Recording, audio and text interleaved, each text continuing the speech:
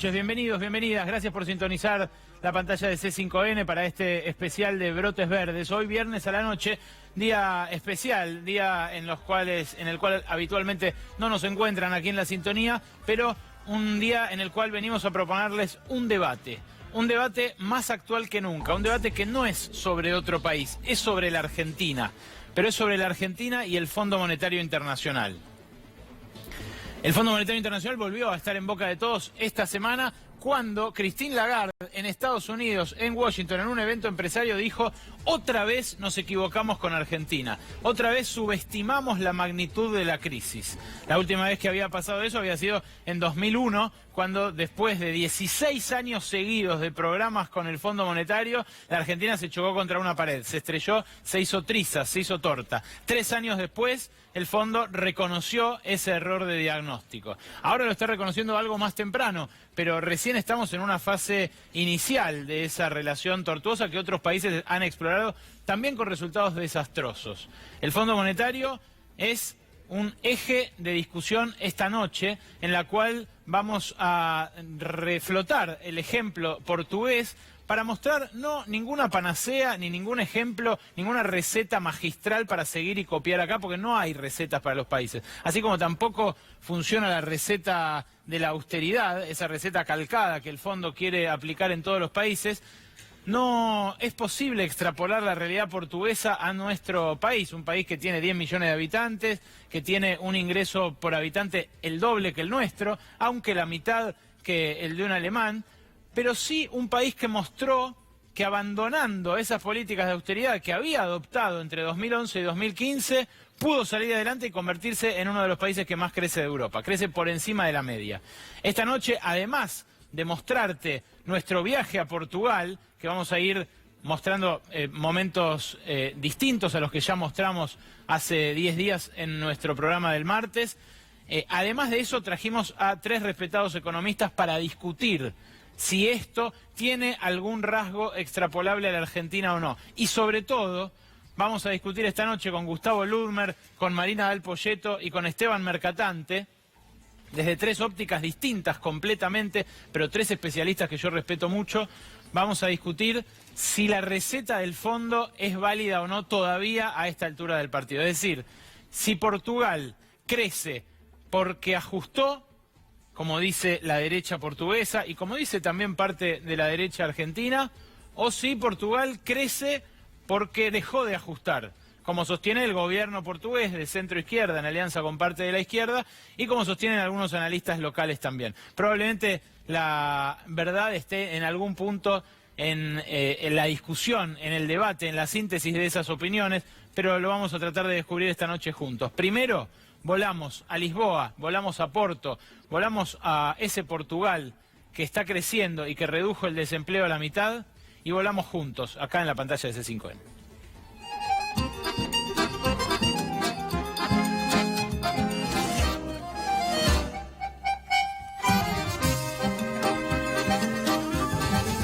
Virar a página da austeridade passava principalmente por reverter um conjunto de políticas de redução de rendimentos das pessoas para, assim, recuperar a economia e poder criar mais emprego.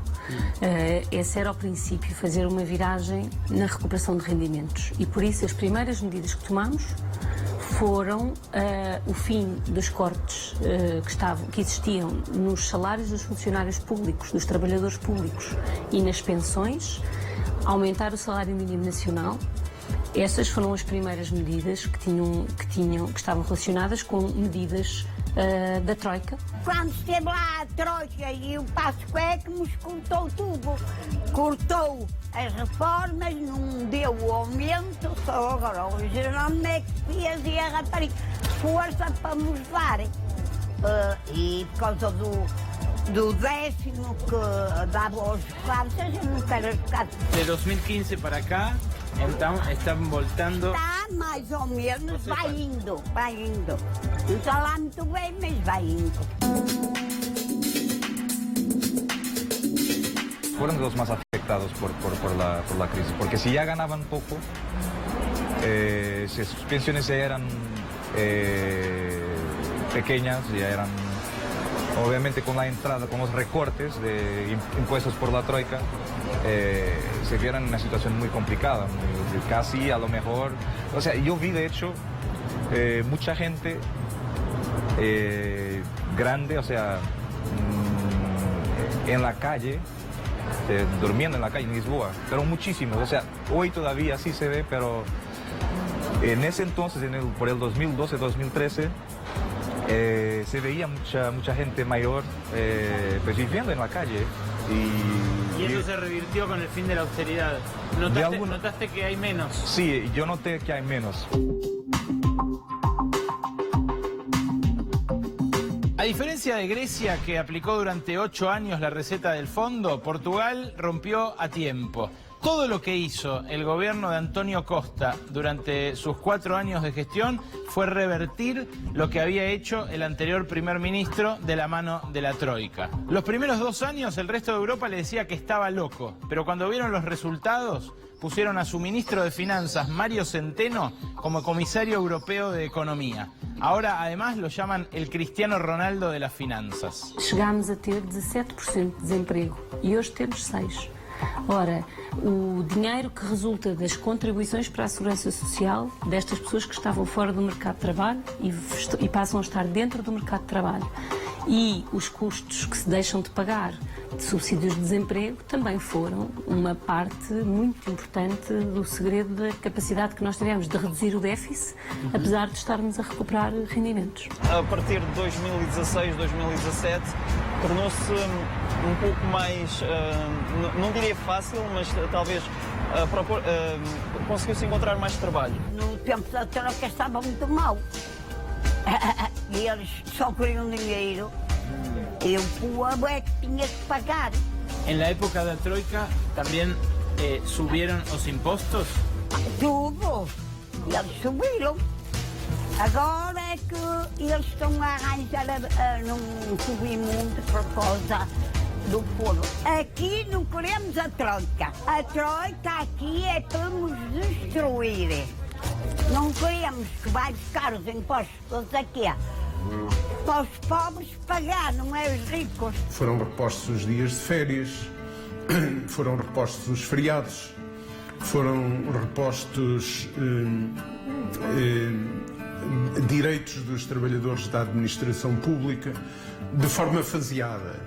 Ainda estão, o processo ainda vai decorrendo.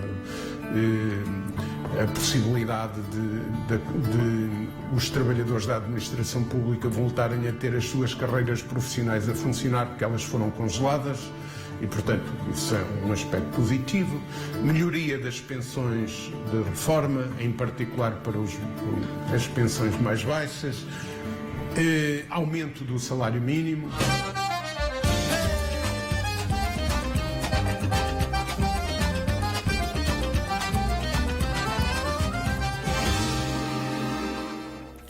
Decía, estamos esta noche con 3 economistas. Vamos a darle primero la palabra a la dama, Marina del Poyeto. Gracias por venir, Marina. ¿Qué tal? ¿Cómo te va? Bueno, ¿milagro portugués o un país más que simplemente aplicó una receta?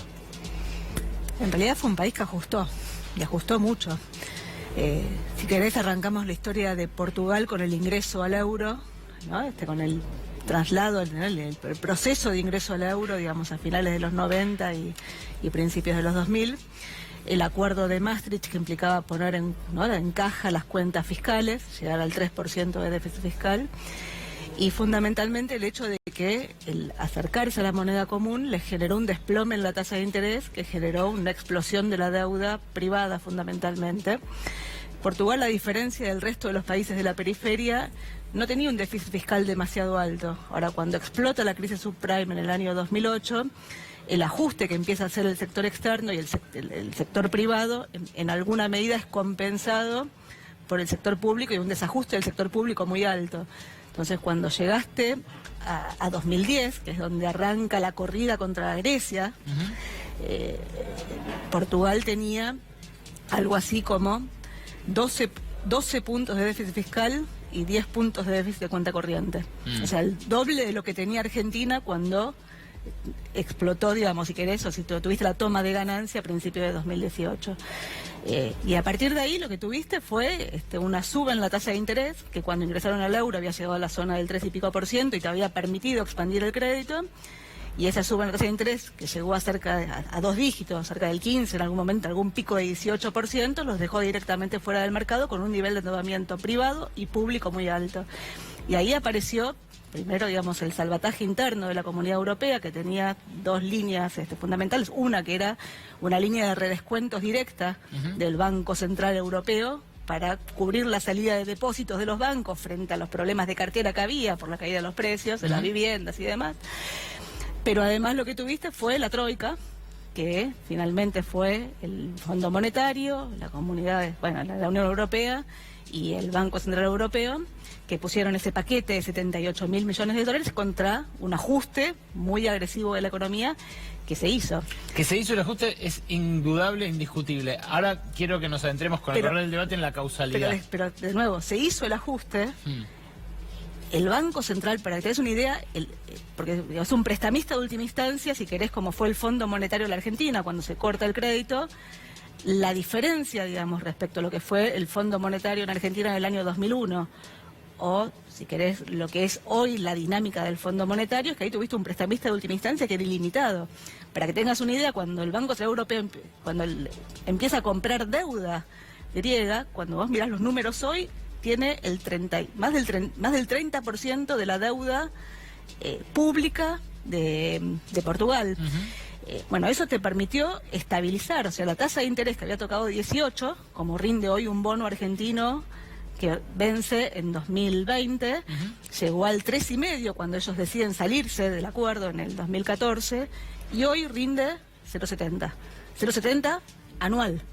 Bueno, eso quiere decir que le creen más ahora que dejó de ajustar que cuando ajustaba fuerte. Más que le creen más cuando dejó de ajustar, obviamente la economía está creciendo, los factores del crecimiento de la economía tienen que ver, si querés, con una vez que ajustaste una movilización. Ajustaste, o sea, pasaste de esos niveles de desequilibrio a 0, en el fiscal y en el externo.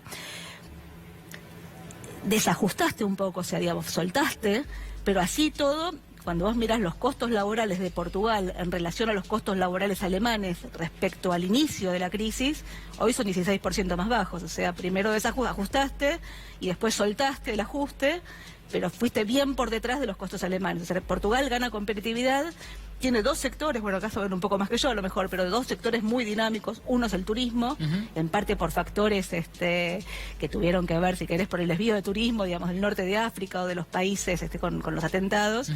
Y lo que tuvo fue desplazamiento de las inversiones alemanas, buscando costos laborales más bajos, digamos, dentro de la comunidad. Lo del turismo lo vi, le quiero preguntar a Gustavo Ludmer, que es el que más tiempo pasó en Portugal de los que está acá. Él hizo parte de su doctorado sobre la industria textil en Portugal. ¿Es cierto lo que dice Marina del turismo? El turismo igual representa el 17% de la economía portuguesa. No es lo que explica el grueso del rebote, o por lo menos no amplió su participación. Era 14 hace 10 años, hoy es el 17, creció. Pero para mí, que vi el turismo y vi el boom turístico, vi las calles llenas de turistas, no alcanza para explicar lo que se recuperó el empleo. ¿Gustavo? Claro, lo que decís vos también está vinculado, por ejemplo, con diversos sectores que dinamizaron el crecimiento en Portugal, y no es solo turismo, sino, por ejemplo, todo el entramado textil e indumentaria que está al norte de Portugal, en la zona de Porto y alrededores, a 20 kilómetros a la redonda de Portugal, hay un clúster textil fenomenal que genera empleo, y no solo eso, sino que tiene el problema de falta de mano de obra capacitada. Es decir, Portugal hoy tiene una necesidad y puede generar empleo porque tiene la capacidad, pero falta mano de obra capacitada. Y no solo eso, sino también es interesante que el turismo está muy basado en Lisboa, Porto y alguna playita de por ahí, digamos. No es uno de los grandes sectores de la economía. Y hoy estuve analizando los datos para uno de los capítulos de la tesis, de cómo fue impulsado el crecimiento, y entre 2015 y 2018, el 60% del crecimiento del PBI de Portugal es el consumo de las familias. Y el consumo de las familias básicamente es por la recuperación del nivel de empleo y la recuperación de los salarios reales. Y en ese marco, creo que el paquete de antiajuste, digamos, o de volver el camino atrás que hizo el gobierno de Costa, es muy importante para explicar por qué hoy Portugal está creciendo y viene, digamos, de una situación saliendo a flote bastante bien. Es un caso ejemplar. En Pensemos que el desempleo llegó a estar en 17% y hoy está en 6%, digamos. Es un caso muy interesante para estudiar la economía portuguesa y no se limita únicamente al turismo, sino a distintos sectores industriales. Y para vos tampoco se limita a los salarios bajos, no es que solo crece porque ajustó los salarios. No, claramente que no, porque además uno, por ejemplo, ve en el sector de indumentaria, por ejemplo, los salarios de los costureros en promedio son 800 y 1.000 euros. Eso comparado con salarios de China o de Vietnam es mucho mayor. Obviamente. Lo que tiene interesante el modelo productivo portugués es que ellos exportan fuerte valor agregado. Y esto que decías, no solo de los call centers, del turismo, sino también en algunos sectores. Y uno ve que hoy Portugal exporta 5.400 millones de dólares de textil indumentaria. Exporta textil, indumentaria, ropa a marcas importantes, digamos, todo eso es valor agregado y no es estrictamente por el salario bajo. Esteban. ¿Qué tal, Berco? Antes que nada quería aprovechar para anunciar que vine con libro, quería Nos mostrarlo. trajiste un libro de regalo. Sí, Buenísimo. un libro de regalo, Salir del Fondo, que es sobre la crisis de la economía de Macri y las alternativas para enfrentarla desde una perspectiva obviamente de la izquierda. Lo leeremos con ahínco. Y bueno, yendo a la cuestión en debate, me parece que hay que analizar los dos momentos que atravesó Portugal como un conjunto, digamos. Yo creo que la primera definición que hay que hacer es efectivamente similar, digamos, a lo que decía Marina, digamos, Portugal no evitó el ajuste, digamos, había una decisión para tomar ante la crisis, creo yo, que es la decisión de quién paga esos costos de esa crisis, y obviamente el criterio para enfrentarla, para tomar la decisión de quién paga los costos, lo determinó la Troika, lo determinó, es decir, el gobierno de la Comisión Europea, el Banco Central Europeo, el FMI y los gobiernos del socialista Sócrates, que estaba en 2010, y Passos Coelho, que inició en 2011. Bueno, ahí vos relataste en todo taxativamente, digamos, todo lo que se hizo esos años, que fue terrible, digamos, me parece a mí, o sea, la suba del IVA que terminó duplicando el nivel del impuesto, privatizaciones, reforma laboral, una baja de los salarios que llegó al 14%, digamos, considerando la eliminación de los aguinaldos, toda una serie de medidas para sanear, digamos, la situación fiscal, para sanear las cuentas externas y estabilizar, digamos, la situación de deuda, digamos. En última instancia, en 2014, la Troika le dio el visto bueno, digamos, a la economía portuguesa, dio por cumplido las metas del ajuste. Es una economía que había vuelto a financiarse en el mercado estaba liberada en cierta forma para definir su política económica. Después llega Costa en 2015, digamos, después de una elección donde en realidad el ganador había sido el mismo gobierno que estaba aplicando el ajuste, pero no pudo formar gobierno, y toma la decisión de revertir varias de las políticas. Ahora la toma sobre la base de ciertas condiciones que le dieron la posibilidad, le dieron márgenes para hacerlo. Una de ellas es que no estaba más la Troika supervisando la economía cada 3 meses. Y la otra es que la situación, obviamente, si uno mira los indicadores de deuda, seguían siendo y siguen siendo hoy muy complejos, digamos, en ese momento era 130% del PBI el nivel de la deuda, pero había vuelto a los mercados, le habían dado el acceso al financiamiento y era un gobierno que estaba encaminado hacia una situación de para vos superávit. también el crecimiento posterior a 2015 es producto de que ajustó, como dijo Marina. Yo no sé si esa causalidad, yo creo que hay, digamos, efectivamente las economías, ya sabemos que la economía capitalista funciona en base a la ganancia de los empresarios y esa ganancia se recupera muchas veces en un momento inicial en base a ajustar los costos salariales, etcétera, que efectivamente, como muestran los números, es algo que en Portugal ocurrió, digamos. Después, obviamente, a partir de 2015 empezó a actuar en el crecimiento algún componente fiscal, pero ese no se podría haber dado sin haberse sacado de encima a la Troika, sin haber logrado que volver al mercado de deuda. O sea, esa era una variante. La otra era decir desde el vamos, no vamos a aceptar que la economía se ajuste a costa de los trabajadores, a costa de la austeridad, etcétera. Pero no es la que tomó ni el Partido Socialista en 2010, ni la que tomó Passos Coelho, y cuando llegó Costas, esa decisión ya no había que tomarla porque ya se había aprobado, digamos, y podía dar el giro sin mayores costos. Tuvo que negociar un poco, pero... De vuelta, estamos discutiendo acá sobre Portugal, pero estamos tratando de extraer enseñanzas para la Argentina. Es obvio que hay un abismo de diferencia, hay un océano en el medio, pero no solo el océano físico, sino un océano de diferencias. El prestamista de última instancia que decía Marina, la situación situación respecto de los demás países de Europa, el punto de partida también del ajuste y en la situación en la que está ahora la Argentina es muy crítica, si bien la deuda, como dice Esteban, es menor en relación al PBI.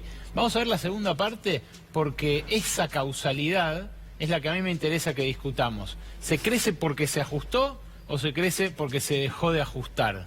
Es la encrucijada en la que se encuentra hoy la Argentina, a la cual uno cree que no le puede pedir más el Fondo Monetario, pero cuando ve la receta y los dictámenes del Fondo Monetario, las exigencias, se da cuenta de que podrían pedirnos mucho más todavía, y lo grave sería que empezara a pasar eso a partir del 10 de diciembre. Veamos la segunda parte.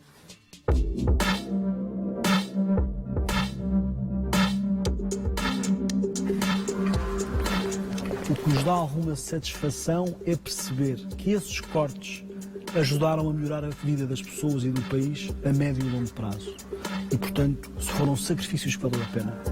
Nesta história de Portugal, os portugueses foram dignos, foram muito responsáveis e penso que aproveitaram bem para mudar um bocadinho as coisas e hoje gozam desse privilégio. Em 2014, Portugal começou a crescer, a economia começou a crescer. Eu recordo que o governo da austeridade recebeu um déficit público de 11%. E quando terminou o seu mandato em 2015, esse déficit estava nos 3%. A economia em 2014, 2015 já estava a crescer. Quando o governo socialista chegou ao poder, já estávamos a crescer 1,5%, 1,6%. Portanto, a economia já ia numa trajetória crescente. Tanto mais que, apesar de, entre o meio da crise e 2015, quando nós tomámos posse, ter havido ali um momento de pequena recuperação económica, essa recuperação estava a desacelerar quando nós entramos, e o último trimestre de 2015 e o primeiro de 2016 já não foram de crescimento e, portanto, é depois a partir do orçamento que se recupera o crecimiento económico, que se recupera o investimento y que se recupera principalmente el empleo. La derecha y los economistas ortodoxos, tanto acá en Portugal como en Argentina, dicen que la recuperación, el milagro portugués, no se debió haber abandonado las políticas de ajuste, sino a que apretarse el cinturón le sirvió a Portugal para hacerse más competitivo. Pero esa hipótesis choca con un dato fundamental, que es que entre 2014 y 2018 las exportaciones de Portugal aumentaron, es verdad, un 29%, pero aumentaron más las importaciones, subieron un 39%. Eso es lo que pasa típicamente en los países que crecen para adentro, en base al consumo y a la inversión, y no en la receta del Fondo Monetario de devaluaciones fiscales o cambiarias, como en nuestro país, para crecer hacia afuera exportando más.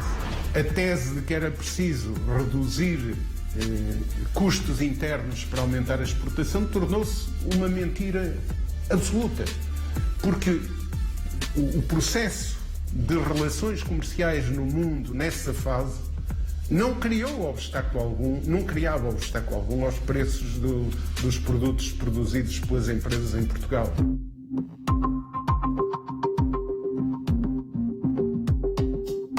A política de austeridade expansionista é algo que claramente falhou. E falhou em Portugal e falhou em todos os outros países em que se adotou essa política. A recuperación solo se hace porque se abandonó la política de austeridad. La política de austeridad implicaba la recesión, es decir, destrucción de empleo y la subida de impuestos y la incapacidad de la economía de responder a la crisis. Por el contrario, era un factor de crisis. Era la única posibilidad de recuperación, era romper con la austeridad y impedir el desarrollo de las políticas del Fondo Monetario y de la Comisión Europea, que con todas las recetas neoliberales insistían en liberalizar los despidos, facilitar la opresión salarial y bajar la renta de la gente.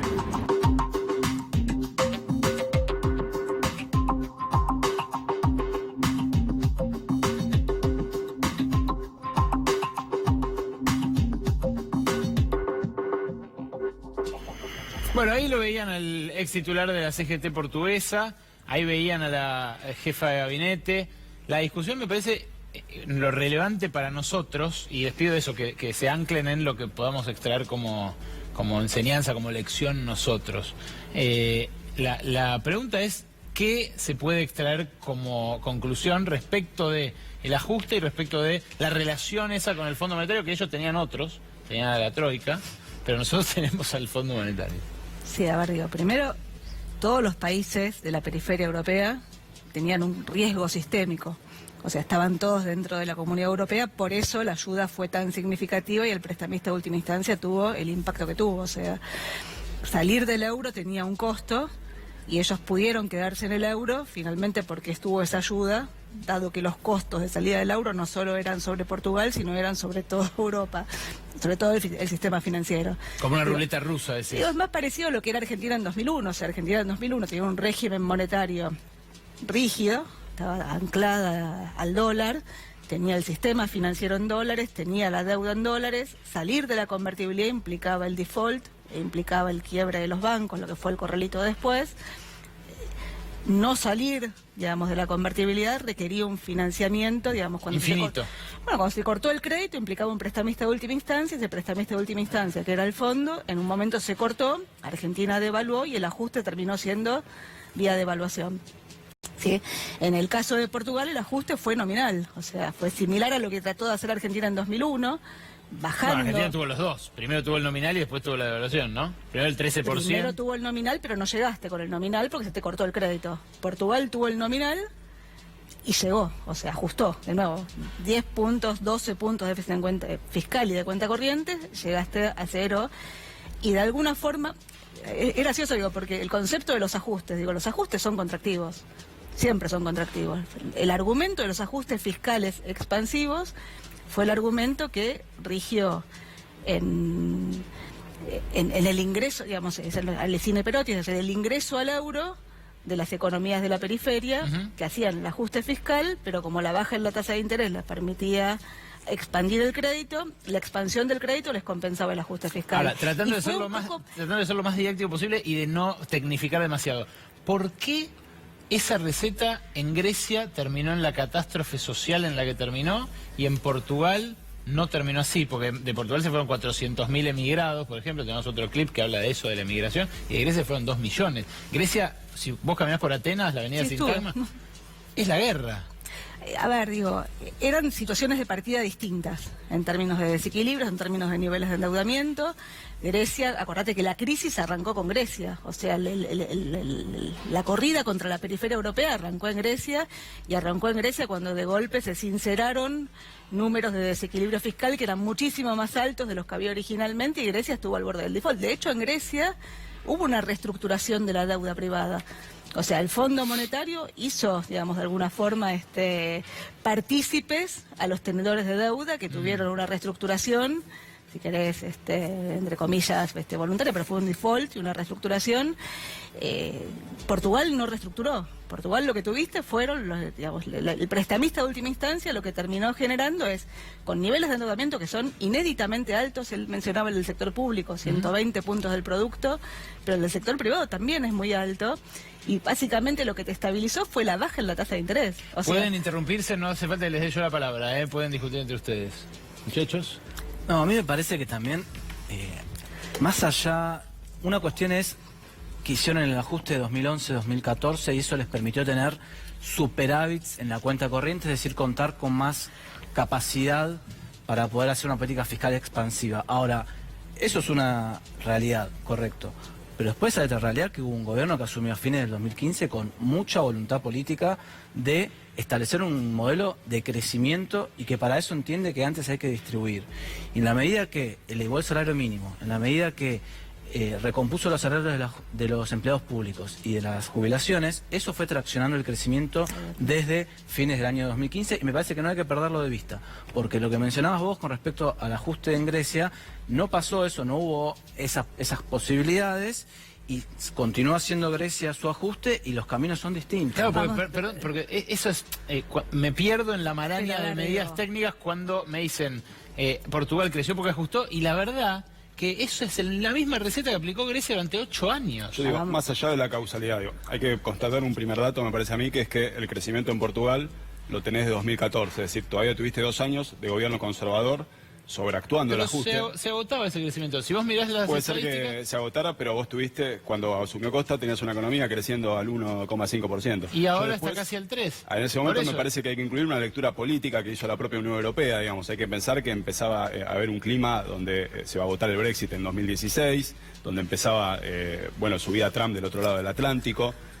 Lo que se llama el extremo centro, es decir, los partidos, lo llamó así Tariq Ali, digamos, un intelectual marxista que hablaba de ese extremo centro como los partidos conservadores y socialdemócratas que se alternaban para aplicar una política neoliberal, que fue básicamente lo que gobernó la Unión Europea desde la posguerra, pero desde los 80 aplicó la política de contenido neoliberal. Bueno, eso amenazaba disolverse, digamos, por derecha y por izquierda, sobre todo por derecha, digamos, y eso lo seguimos viendo hoy en cierta forma con los partidos soberanistas. Y bueno, yo creo que en eso hubo una lectura política de darle cierta holgura a un gobierno portugués que ya no tenía que negociar condicionalidades con nadie, digamos. Es que justamente... Pero no se ve un aumento en el deterioro ni del sector público, ni del déficit del sector público, ni del déficit del sector externo. No, Entonces, porque una cosa en que hubo Grecia, en Portugal, vos lo que tenés es una recomposición de los ingresos de los trabajadores del sector público, de los jubilados. Tenés Muy una fuerte, muy tenés fuerte, una 20%. Tenés una expansión desde el punto de vista de la demanda agregada con impacto en el consumo. A costa de la inversión pública en gran medida. Pero, sí, es cierto que... también es cierto que inversión pública en países europeos, vos viste esos colectivos, esos trolebuses, no es que está roto todo. No, pero en tiene la Grecia... inversión más baja desde 1995, que es un dato importante. Sí, ahora, si ese es el precio a pagar para que el gobierno le diga basta a las políticas de bajar los sueldos, de frenar, ¿sabes qué hicieron? Frenaron los escalafones y los reemplazos en el Estado durante la época de la austeridad. Entonces, si se moría uno en el Estado, dejaba de cumplirse ese Sí, como rol. fue al final de los 90. Digamos. Exacto. Es lo que está pasando ahora, muchachos, esto que estás diciendo vos. En el Estado están frenados un montón de escalafones, se jubila gente y no entran nuevos, digamos. En el Garraham, mi compañera trabaja en el Garraham, médico del hospital, mejor del Hospital de América Latina, no están dando concursos desde el año 2015. Bueno, digamos, no hay un cargo nuevo. Por eso, y los cargos que hay son contratos basura monotributistas. Si salir de eso, el costo es dejar de invertir en infraestructura... Yo lo que pasa es que si vamos a Argentina, creo que para salir de eso, yo si miro el caso de Portugal, me ubico en la idea de que para salir de eso a la portuguesa faltarían 4 años de vivir esto, digamos, porque como dijo Nielsen el lunes en este canal, el Fondo Monetario está para quedarse, una de las vías, porque o le pagás 50.000 millones o 60.000 millones a partir de 2022, o le decís quédate más tiempo y refinanciame. Nielsen dijo que eso es lo que va a hacer cualquier gobierno. Y lo que dijo, lo que sabemos todos, que es lo que va a pedir el Fondo Monetario a cambio. Reforma laboral, reforma previsional, reforma tributaria, reforma del Estado, que incluye seguir con esta... Pero, perdón, Esteban, y te pregunto, yo creo que, como hombre de izquierda, para llegar a Portugal, si no cuestionamos el tema de la deuda y todo, el caso portugués nos dice 3 años más de ajuste para después, en el mejor de los casos, tal vez después de eso se pueda llegar a discutir otra cosa. Perdón, eso es si vos aceptás y compartís que la causalidad es del ajuste al crecimiento. No, eso si no pones en discusión en la Argentina actual el problema de la deuda y el problema del FMI. Yo creo que hay otras alternativas, pero esas alternativas requieren impugnar lo que no se impugnó en Portugal, que es que la salida tiene que ser priorizando la deuda, priorizando el equilibrio fiscal para generar indicadores públicos adecuados a la sostenibilidad de la deuda. Lo que pasa es lo que hizo Portugal. Pasa que así como Portugal no tenía la fuerza como para salirse del euro o inclinar la balanza, tampoco Argentina me parece que la tiene. A ver, discutamos un poco. Digo, en Argentina el ahorro no se termina canalizando inversión, se termina canalizando hacia fuga de capitales.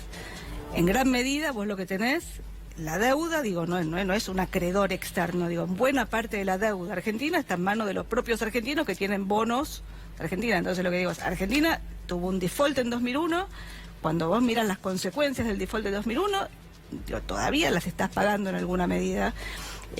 La reestructuración de la deuda argentina tuvo costos, el quiebre del sistema financiero y la especificación asimétrica y la forma en la que... O sea, digo, cuando vos decidís defaultear o cuando vos decidís romper el sistema financiero, digo, tiene costos sobre los propios argentinos que a mi juicio tienen impactos hacia adelante. Entonces lo que digo es, puntualmente, en el caso de Portugal ajustó y Portugal logró empezar a tener una política de ingresos una vez que la tasa de interés era muy baja y en simultáneo esa política de ingresos que te expandió el consumo no te deterioró ni las cuentas fiscales ni las cuentas externas.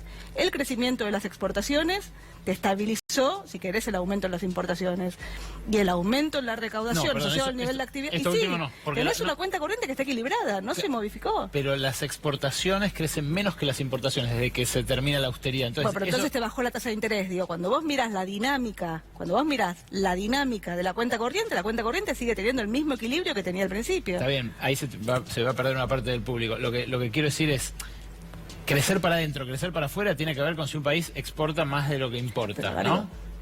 Y Portugal, lo que ocurrió, según sus estadísticas, en los últimos 4 años, es que importó más de lo que exportó. O sea, creció para adentro, no para afuera. También atrajo inversiones en industrias como la automotriz, que canalizan importaciones, etcétera, componentes como lo llamamos en Argentina. Digamos, Sí. En Argentina crece la producción e incluso crece la exportación, pero crece el déficit del sector porque... Bueno, pero entonces no es ni turismo, ni milagro, ni nada. Hay un Pero de nuevo, no aumentaste los desequilibrios, o sea, de nuevo, el nivel de endeudamiento de Portugal, que es muchísimo más alto que el nivel de endeudamiento de Argentina, se sostuvo como contracara de una tasa de interés muy baja y de que los desequilibrios se mantuvieron de alguna forma estables. En Argentina vos no tenés capacidad de acceder al mercado de crédito y no tenés capacidad para apelar al impuesto inflacionario. Gustavo. El 60% de los últimos 3 años fue consumo, el 30% fue inversión. Y como decís vos, no traccionó el crecimiento entre 2015 y 2018 del sector externo a las exportaciones. Sí en el 2013 y 2014.